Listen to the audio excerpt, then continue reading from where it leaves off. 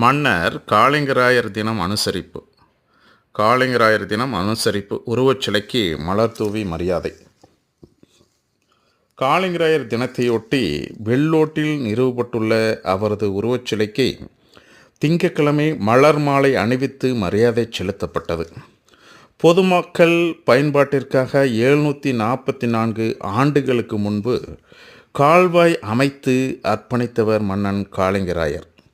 ஈரோடு மாவட்டம் சென்னிமலை ஒன்றியம் வெள்ளோட்டில் நிறுவப்பட்ட அவரது சிலையை காணொலி காட்சி மூலமாக முதல்வர் மு.க.ஸ்டாலின் ஞாயிற்றுக்கிழமை திறந்து வைத்தார்.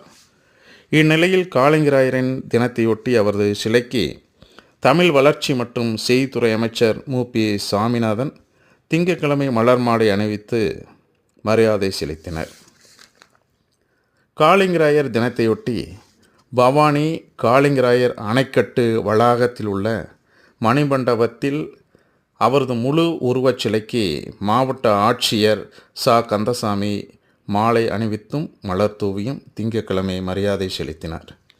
வெள்ளோடு கனகபுரத்தில் பிறந்த காளிங்கராயர் பவானி ஆற்றின் குறுக்கே காளிங்கராயன் பாளையத்தில் தடுப்பணை கட்டி ஆவுடையார் பாறை வரை சுமார் 57 கிலோமீட்டர் நீளத்துக்கு கால்வாய் வெட்டி கிபி 1282ஆம் ஆண்டு தை மாதம் 5ஆம் நாள் விவசாயத்துக்கு அர்ப்பணித்தார்.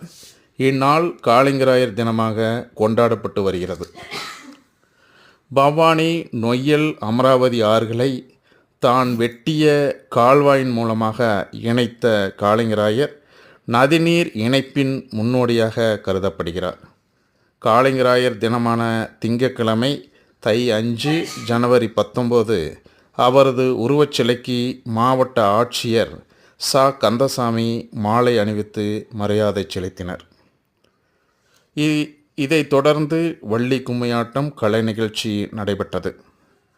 ஈரோடு மக்களவை தொகுதி உறுப்பினர் கே.இ. பிரகாஷ், சட்டப்பேரவை உறுப்பினர்கள் வி.சி. சந்திரகுமார், ஈரோடு கிழக்கு, ஏ.ஜி. வெங்கடாச்சலம் அந்தியூர், ஈ.ஆர். ஈஸ்வரன் திருச்செங்கோடு, ஈரோடு மேயர் நாகரத்தினம் சுப்பிரமணியம், நீர்வளத்துறை கண்காணிப்பு பொறியாளர் கோபி, செயற்பொறியாளர் திருமூர்த்தி, செய்தி மக்கள் தொடர்பு அலுவலர் ஆ.